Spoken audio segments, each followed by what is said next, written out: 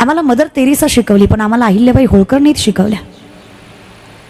ज्या बाईनं म्हातारपणात योग्य वागायला चालू केलं ती बाई आमच्या पुस्तकात आहे. पण ज्या आदिशक्तीमुळे 12 ज्योतिर्लिंग परिपूर्ण झाले, ज्या आदिशक्तीमुळे मंदिराला कळस लागला, ज्या आदिशक्तीमुळे आमचा हिंदू धर्म टिकला, आमचे देव देवता राहिले, त्या अहिल्याबाई होळकराचं नाव मात्र आमचा प्रत्येक माणूस मागे टाकून गेला.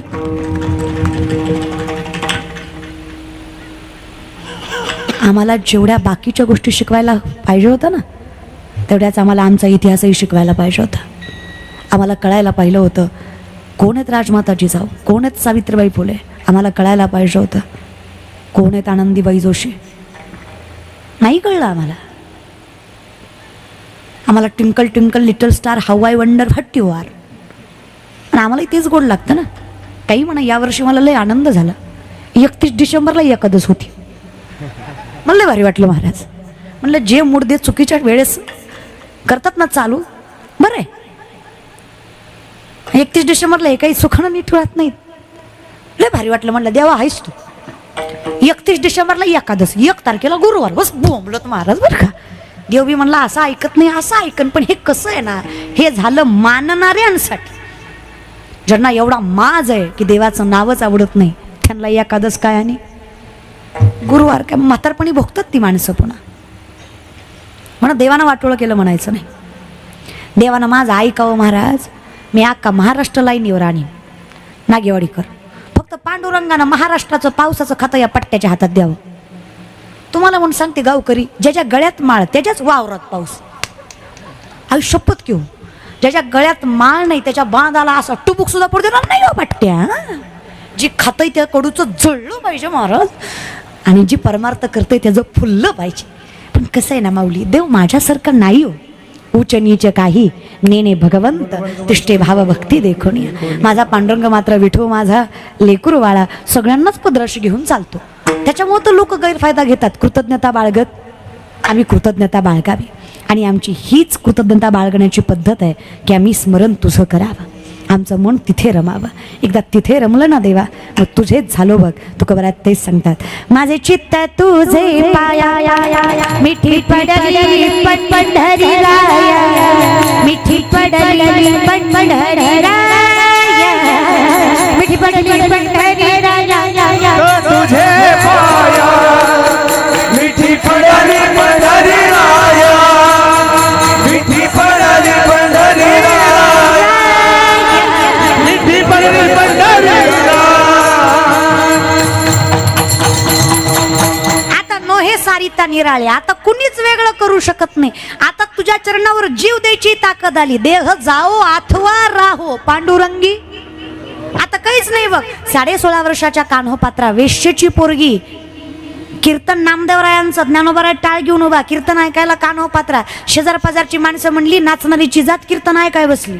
आता हिनं कीर्तन ऐकायची ना आम्ही काय करायची. लोक पहिली काय ना आताची काय सगळी सारखीच. लय अवघड आहे महाराज. शांत कीर्तन केलं तरी म्हणणार नेवळाट होतं, काही कळा नव्हती, उभं राहिलं आणि गेलं. जरा हसून खेळून एनर्जीने कीर्तन केलं तरी म्हणणार येत काय नव्हतं, नाचू नाचू जिरीवलं. अरे कस करू, जगू का मरूला का. लय जगू देत नाहीत बाबा माणसं. लोक आहे ना, साडी घातली तरी प्रॉब्लेम आणि फेटा बांधला तरी प्रॉब्लेम. लोकांविषयी म्हणजे मला कधी कधी मतच नाहीत कळत यांची. यांचं कसं आहे, वरातीत नाचणारी पोरगी सुशिक्षित आहे आणि कीर्तन करणारी नालायक आहे. यांच्या नजरेत आम्ही माणसं नाही होत. अहो परवाच दिवशी, आता काही झालं तरी माणूस आहे की आम्ही. बरं मी तुम्हाला सांगते, असंही मला बाहेरचं काहीच आवडत नाही. मला घरचं जेवण, कारण आमचं कसं होतं, आमचं सारखं बाहेर फिरणं असल्यामुळे विचार करा सकाळ संध्याकाळ कीर्तन असतं. 7-8 दिवसात एखाद्या वेळेस घरी जायचा योग येतो. मग त्या बाहेरच्या फिरण्यामुळं नाही म्हटलं तरी सुद्धा बाहेरचं खाणं होतंच. आणि त्या बाहेरच्या खाण्यामुळं घरचं जेवण जास्त आवडतं आणि साधं आवडतं. मी म्हणून मीच नाही, तुम्ही कुठलाही कीर्तनकार घ्या, त्याला चपाती भाजी पिठलं भाकरी ह्या गोष्टी जास्त योग्य वाटतात किंवा शरीराला पण योग्य. आणि तुम्हाला म्हणून सांगते, माय मावल्या लय चमचमीत करते, तिला सुगरण म्हणायची नसती.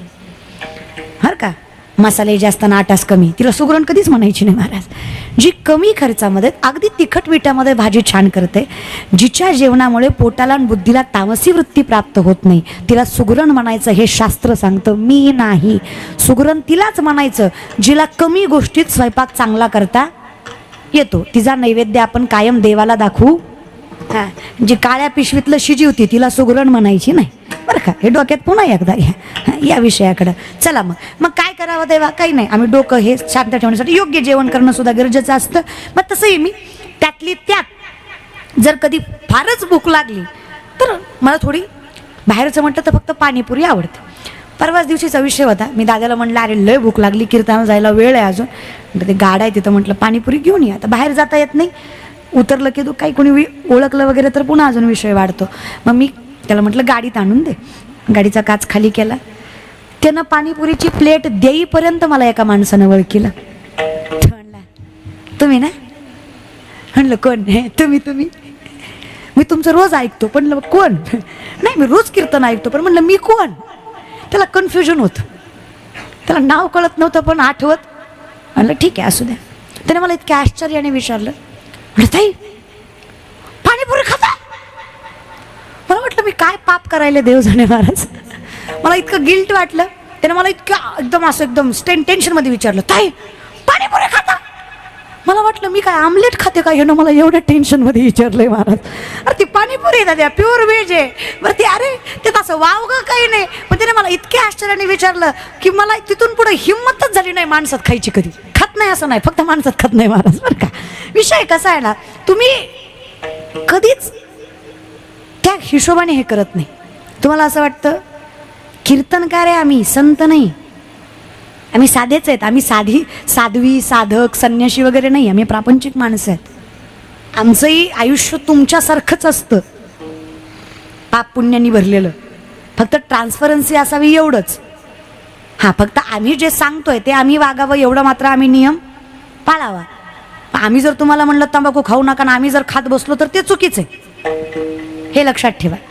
त्यात आहे ना, तो माझा खूप, आता मी कीर्तन करते त्याला 20 वर्ष झाली.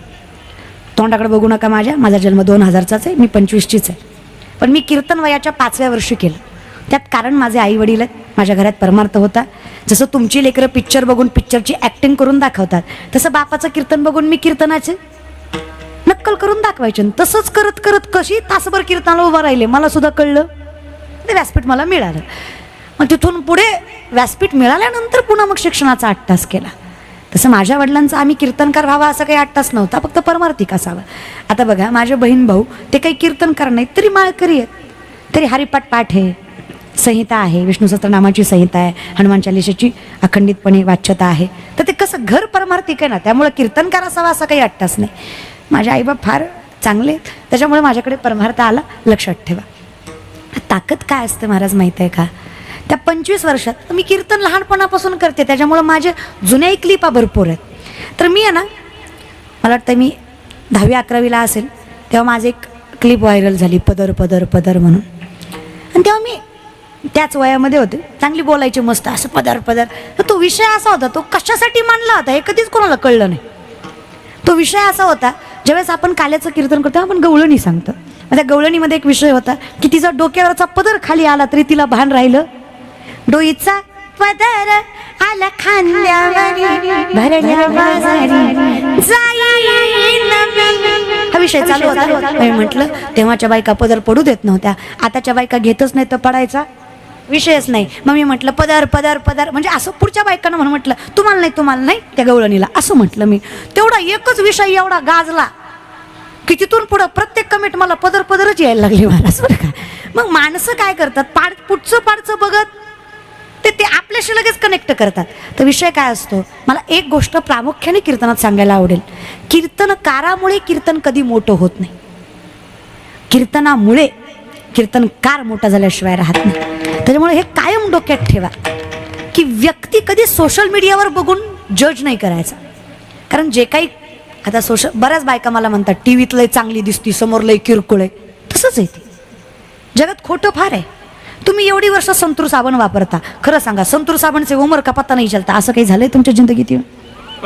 त्यामुळे ते सोशल असतं, रिअल ते रिअल असतं. मीडियावर जरा वाढवून चढवूनच असतं कुठली बी गोष्ट. त्याच्यामुळं थोडंसं संप्रदायाचं पण काय झालं, संप्रदाय सोशल मीडियावर आला, 1.5-2 मिनिटाच्या क्लिपा लोक ऐकायला लागले आणि लोक कीर्तनाला येताना तोच ग्रह करून यायला लागले की कीर्तन विनोदी असतं, तुम्ही बसावं म्हणून विनोद करतो आम्ही. नाही तर कीर्तन आला आणि कीर्तन काढला, दोघालाही विनोदाची गरज. लोक आहे ना चंचल झालेत, त्यांना इन्स्टंट हवंय सगळं. 2 तासाचं कीर्तन कोणी ऐकत नाही, त्यांना 1.5-2 मिनिटाची क्लिप हवी, तर लगे वरी ढकलायला पाहिजे. तसं नको, थोडासा वेळ द्या. तुका म्हणे नाही चालत तातडी, प्राप्त काळ घडी आल्या आविन मंथोनी नवनीता, तैसे घे अनंता वाया व्यर्थ कथा. असं चुकीच्या मार्गाने देव पटकन मिळत नाही, उलट चुकीच्या मार्गाने चुकीचं होतं आयुष्याचं. त्याच्यामुळं घाईचा देव नको. आपलं कसं झालंय, एक पोरगा माझ्याकडे आला, म्हणला ताई मी झाड लावलंय. म्हणलं वा. म्हणलं रोज पाणी घालतो वेळेवर, खत घालतो, झाड वाढत नाही. म्हणलं दादा पाणी घालतो वेळेवर, खत घालतो, झाड वाढलं पाहिजे. बघा ना म्हणला ताई, रोज पाणी घालतो वेळेवर, खत घालतो, रोज उपटून बघतो किती वाढलं तरी झाड वाढत नाही ताई. ते थोडा धीर धरला की वाढतं, धीर नाही धरला की परमार्थ असून येतं आयुष्य, दोन्ही फुलं. थोडा धीर धरीत जा. धीर धरला देवा, तुझ्या चरणी रमलो देवा, सामर्थ्याने तुझा झालो. लोकच ती कानोपात्रेला बोलायला लागली. लक्षात आहे, लक्षात आहे का? हिथून विषय चालू झालता आपला. लोकच ती कानोपात्रेला बोलायला लागली. वाईट वाटलं कानोपात्रेंना. ज्ञानोबारांना विचारलं, ज्ञानदादा काय चूक आहे माझी? वेश्येच्या कुळात जन्माला आले यात माझी चूक आहे? मला माझा बाप माहीत नाही यात माझी चूक आहे? मी नीच कुळातली, पण माझ्या हातात नव्हतं कुळ स्वीकारायचं. माझी आई म्हटलीच होती, समाज तुला परमार्थ करू देणार नाही, तरी आईशी भांडून आले मी या वारीत. मलाही भेटायचं विठ्ठलाला. जर विठ्ठल अख्ख्या विश्वाचा बाप, मग माझा नाही? तुम्हीच म्हणता ना, जात वीत गोत कुळशिळ मात भजे का त्वरित भावनायुक्त. मग हे मला लागू होत नाही का? कानोपात्रेला ज्ञानोबारायांनी म्हणावं, जाऊ द्या अनंत वाचाळ बरळती बरळ त्या कैसेनी गोपाळ पावे हरी. नका चिंता करू बोलणाऱ्याची.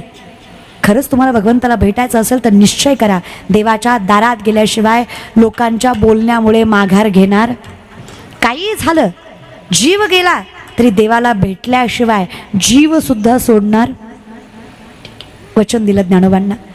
पायात चाळ, गळ्यात विणा, हातात चिपळ्या, 16.5 वर्षाच्या कान्होपात्रा पंढरपूरच्या दिशेनं निघाल्या. पंढरपुरात पोचल्या. नामदेव पायरीजवळ आनंदाने नाचायला लागल्या. पहिलं पंढरपूर महाराष्ट्रात नाही, कर्नाटकात होतं. कानडा राजा पंढरीचा, कानडा हा विठ्ठलू, कर्नाटको. तेव्हा बिदरचा राजा राजगादीवर होता, मुघल होता तो. त्याने पाहिलं, इतकी सुंदर मुलगी, इतक्या सुंदर होत्या कान्होपात्र्या. सुकलेल्या कमळाला हात जरी लावला ना तर कमळ जागेवर फुलावं इतकं देखणं रूप होतं त्यांचं. नयन नक्ष इतकी सुंदर होतंय आणि भक्तीत अजून सुंदर दिसत होत्या. त्या राजाने म्हणून, कोण आहे? कान्होपात्रा. विचारपूस केल्यावर कळलं वेश्येची. तिला म्हणावं, इथं नाचून काय मिळणार आहे? दरबारात नाच, राणी बनवून ठेवतो. ऐकत नाही, विठ्ठलाशिवाय कोणाकडे जात नाही म्हणतीये. वेश्येची असून एवढा मास धरून आण तिला. सैनिक पाठीशी लागले. जीवाच्या आकांताने कान्होपात्रा पळतायत. पण आठवलं, ज्ञानोबांनी सांगितलंय, देव भेटल्याशिवाय देव सोडायचा. पळून पळून पळणार कुठपर्यंत? कसे तरी आल्या महाद्वारापर्यंत. महाद्वार ओलांडलं, गाभारा ओलांडला, गर्दीत धुंदीत का होईना पांडुरंग परमात्म्याचं मुख्य द्वार ओलांडलं. विठ्ठल दिसला. अजून ओढ वाढली. जगाच्या मालका चरणावर मस्तक ठेवलं, पायाला मिठी मारली, डोळ्यातनं अस्व गळाली. आयुष्याचं कल्याण झालं असं वाटलं. लोकांना कळलं वेश्येची आहे. लोक ओढायला लागली. कान्होपात्रेला कळलं, आता फार काळ देवाजवळ थांबता येणार नाही. अजून तर देवाचा आनंदही घेतला नाही. कशी इतक्या लवकर दूर जाऊ देवाजवळून? काय करावं म्हणजे देव कायम आपला राहील? विचार न करता एका क्षणात कान्होपात्रेनं विठ्ठलाच्या चरणावर जीव सोडला आणि आपला परमार्थ सिद्ध केला. तुका म्हणे बळी जीव दिला पायात. काळालाही हरवायची ताकद वैष्णवात असते. तरी लोक म्हणली, मिली ती मिली, देवाच्या पायावर मिली. जाता जाता विठ्ठलाला अपवित्र करून गेली. मरायचं तर मंदिराच्या बाहेर मरायचं ना या जातीने, बरी इथेच मेली. त्यात एक अनंत ब्राह्मण नावाचे ब्राह्मण म्हणले, याच तोंडाने मंत्र म्हणताना रे बाबांनो स्वतःला ब्राह्मण म्हणून घेता. जर देवाचं नाव घ्यायला भाग्य लागतं हे शास्त्र असेल तर देवाच्या चरणावर जीव सोडायला किती भाग्य लागत असेल याचा विचार तुम्हीच थोडासा करा. यात गरज ज्ञानाची नाही आहे, थोडं मोठ्या मनाची आहे. थोडंसं मन मोठं करून तिचाही परमार्थ स्वीकारा की. एक रात्र थांबा, उद्या बघूयात. रात्रभर अनंता ब्राह्मण त्या मृतदेहा शेजारी बसले. मध्यरात्री जगाचा अनंताच्या स्वप्नात आला आणि सांगतोय, अनंता लेकीनं जीव सोडला की रे, माझ्या चरणावर अजून काय तिच्या पावित्र्याची पावती तिने जगाला दाखवायची. आज्ञा आहे माझी लेक आता स्वाभिमानानं राहिली पाहिजे. माझी कान्होपात्रा पंढरीच्या गाभाऱ्यात नांदली पाहिजे. तिची समाधी गाभाऱ्यातच झाली पाहिजे. गेलात कधी पंढरपूरला? मरायच्या आधी जा, आणि गेलात तर रांगेनं दर्शन घ्या. रांगेनं दर्शन घेतलं की झाडाची फांदी आडवी लागेल तुम्हाला. त्या फांदीला मस्तक लावल्याशिवाय पुढे जाता येत नाही. ती फांदी कान्होपात्रेच्या समाधीवर आलेला वृक्ष आहे. नामदेवराय म्हणले, देवा भक्त आम्ही तुझे, पण हिला पोरीला, या छाटछूट पोरीला का मस्तक लावायचं रे? कोणी तुझ्या चरणावर देह सोडला म्हणून? नाही हो नामा, माझ्या चरणावर देह सोडला म्हणून मस्तक लावायचं नाही. देह सोडला तरी संतांचं वचन मोडलं नाही म्हणून मस्तक लावायचं. इतकी ताकद संत वचनामध्ये असते. आम्ही तुमच्या वचनावर चाललो, देवाला समरूप झालो. आता काय उरलं देवा?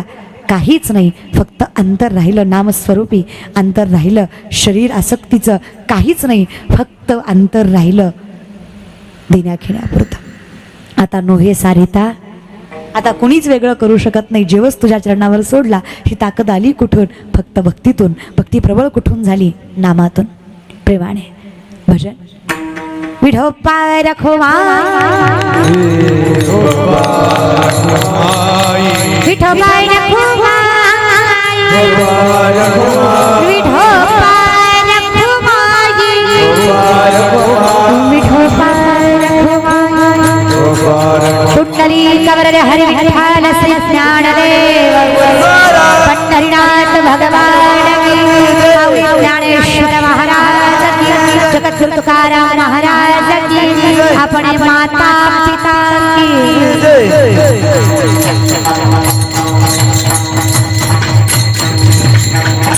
आता तुझ्या चरणावर जीव द्यायला आम्ही निर्मुक्त झालो, कारण आता आम्हीच राहिलो नाही. आता आमचं कसं झालं? नोहे सारिता निराळे लवण मिळवी तारे माझे चित्त तुझे पाया पडी पडली पंढरी राया. सारिता निराळे लवण मिळवी तारे माझे चित्त तुझे पाया पडली पंढरी राया. आता तू आणि मी अखंडितपणे हा नामचिंतनाचा अट्टास, अखंड नाम सप्ताह, ग्रंथराज ज्ञानेश्वरी पारायण सोहळा अगदीकपणे सर्व संतांच्या कृपा आशीर्वादाने, सर्व संतांच्या सानिध्याने आपल्या या नागेवाडीमध्ये चालू असलेला अखंड नाम सप्ताह पहिला दिवस. त्यानिमित्ताने कीर्तन रूपी सेवा पिढ्यानं पिढ्या चालत आलेला हा सप्ताह अगदीकपणे तुम्ही पुढची पिढी सांभाळताय. ज्यांच्या माध्यमातून ही सेवा माझ्याकडे आली, असे अविनाश बापू साळुंखे यांच्या माध्यमातून ही सेवा माझ्याकडे आली. त्याचबरोबर सर्व संयोजक, आयोजक, नियोजक, सर्व सप्त्याची पंच कमिटी. खरं तर अगदीकपणे ही सेवा इतकी वर्ष तुम्ही सांभाळताय की ज्याचं गणितही तुमच्याकडे नाही आहे. पूर्वजांनी ठेवलेला हा वारसा तुमच्याकडे टिकवायची ताकद ज्ञानोबा तुकोबांनी, पांडुरंग परमात्म्याने दिली आहे. भाग्य आहे तुमचा, एवढा दिवस तुमच्याकडे सप्ताह आहे. आणि त्याच योगायोगाने ही सेवा माझ्याकडे सुद्धा आली आहे. मी माझे भाग्य समजते. तुम्हा सर्वांच्या चरणावर साष्टांग दंडवत. अगदी गोड सुंदर, ज्यांच्यामुळे हे कीर्तन परिपूर्ण झालं असे हरिभक्तपरायण गणेश महाराज असतील, त्याचबरोबर हरिभक्तपरायण सुनील महाराज असतील, हरिभक्तपरायण प्रदीप महाराज असतील, हरिभक्तपरायण अनंत महाराज असतील, अनंत महाराज असतील. चरणावर साष्टांग दंडवत. महाराज तुम्ही सगळ्या मंडळीने, माझ्यापेक्षा ज्ञानाने, अधिकाराने, वयाने मोठी असणारी माणसं तुम्ही, तरी मला साथ केली. हा तुमच्या मनाचा आणि संप्रदायाने दिलेला सामर्थ्याचा वाटा आहे. तुमच्याकडे चरणावर साष्टांग दंडवत. तुम्हा सगळ्यांच्या अगदी गोड सुंदर तुम्ही साथ केली. त्याचबरोबर उत्कृष्ट मृदुंगवादक हरिभक्तपरायण महाराजांचं नाव गणेश महाराज, हरिभक्तपरायण हरिभक्तपरायण गणेश महाराज, हरिभक्तपरायण महेश महाराज सामर्थ्याने, ताकदीने तुम्ही हा पखावाजाची सेवा परिपूर्ण केलीत. शिवनिर्मित असणारा हा मृदंग तांडवासारखी वाजाची ताकद तुमच्या दोघांच्या बोटामध्ये आहे. साष्टांग दंडवत या बहिणीचा तुम्हाला अगदीकपणी साधना माऊलीने तुम्हाला वृद्धिंगत करून द्यावी. ज्ञानोबांची प्रार्थना. विनेकरी दादा चरणावर साष्टांग दंडवत. तुमच्या सर्व टाळकरी मंडळी शतशः प्रणाम. तुम्ही सर्वांनी हा परमार्थ टिकवला म्हणून आमच्या लेकरांपर्यंत हा परमार्थ पोहोचला. तुमचे मनस्वी आभार. उत्कृष्ट सिस्टीम, अगदी गोड सुंदर ज्यांनी या सेवेला सिस्टीमची साथ दिली. कारण परिपूर्ण कीर्तन हे गुणवंत मंडळी आणि सिस्टीम याच्यावरच अवलंबून असतं. त्यामुळे तुमचा फार मोठा वाटा आहे आमच्या संकीर्तनामध्ये. तुमच्या चरणावर साष्टांग दंडवत. या बहिणीचा साष्टांग प्रणाम तुम्हाला. तुमचे मनस्वी आभार. त्याचबरोबर तुम्ही सर्व ग्रामस्थ मंडळी, पंचक्रोशीतील मंडळी सामर्थ्याने स्थित बसलात, स्तब्ध बसलात. त्याच्यामुळे परिपूर्ण 2 तास कीर्तन झालं. कारण आपल्याला सुरू करायला उशीर झाला, त्यामुळे थोडासा संपवायला विराम करायलाही उशीर झाला. पण तुम्ही तरी स्तब्धपणे ऐकलत, स्थितपणे ऐकलत. तुमचे मनस्वी आभार. कारण ऐकणाऱ्याची खूप ताकद असते. तर यावधान ऐकले दिजे मग सर्व सुखासी प्राप्त होईजे, हे प्रतिज्ञोत्तर उजे माझे उघड ऐका. ज्ञानोबराय म्हटले, तैसा मनाचा मारू न करता आणि इंद्रिया दुःख न देता इथं मोक्ष असे आयता श्रवणाची माझी. बसल्या जाग्यावर तुम्हाला मोक्ष आहे, सगळ्या सुखाचा अधिकार आहे. कशामुळे? ऐकण्यामुळे.